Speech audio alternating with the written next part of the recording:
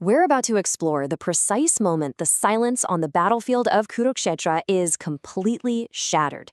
It's all captured in one single incredibly powerful verse from the Bhagavad Gita. Yep, this is that moment. The instant when all that tense, agonizing silence just breaks. It shatters into this irreversible roar of war. And you have to understand, this isn't just noise. It's a statement. It's a declaration. So just to quickly set the scene, right? You've got these two huge armies facing off, and the tension is just, you could cut it with a knife. We've just heard Duryodhana, the Kauruva prince, rattling off his list of commanders, and you can literally feel the fear in his voice. And right after that, in response, the great-grandsire Bhishma sounds his conch, just one single powerful blast.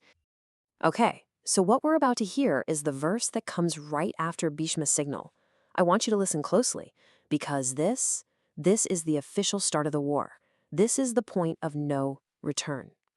tataḥ śaṅkhāś bheryaś paṇavānaka-gomukhāḥ sahasāivābhyahanyanta śabdas tumulo ऽभवत.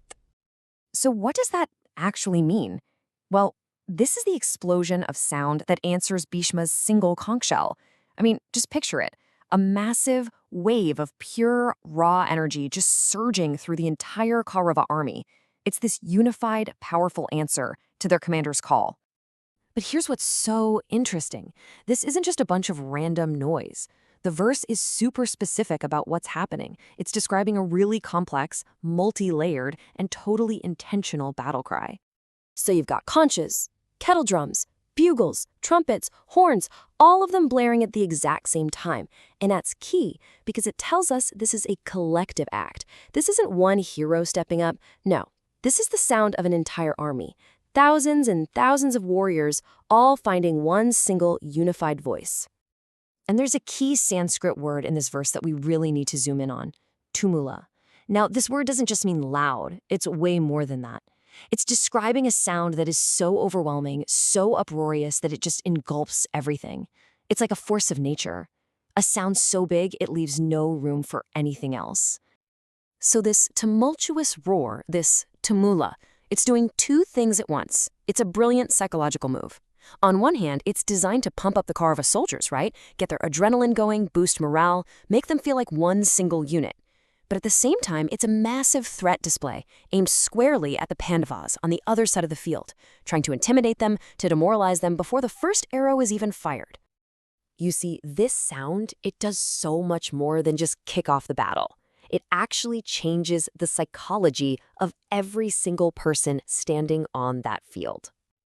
Think about it like this. Before the war, you had all this tense uncertainty, individual soldiers probably hesitating, thinking. But after the war, that's all gone. Now you have kinetic momentum, a collective resolve.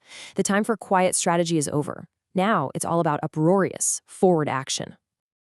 And this is the really critical takeaway here. That sound, it marks the exact moment the war becomes its own thing. It's not a collection of individual choices anymore. All that hesitation is gone. It's now a single, unstoppable force, with a life and a momentum all its own. You know, this one verse really gives us a profound insight into human nature, especially how we act when we're in a group.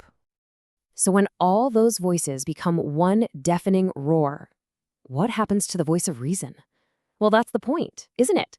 The tumultua, this overwhelming, all-consuming noise, it pretty much replaces reasoned thought.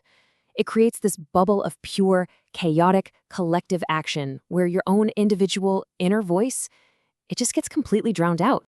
And it's precisely this moment, this peak chaos where noise has replaced thought, that sets the stage perfectly for everything that's about to happen. This is why Arjuna is going to fall into despair. And it's why Krishna's guidance, his words of wisdom, are about to become absolutely essential. So what happens next? How did the Pandavas respond? Well, next time we're going to dive into Shloka 1.14 and see how Krishna and the Pandavas answer this deafening noise with a divine sound all their own. You don't want to miss it.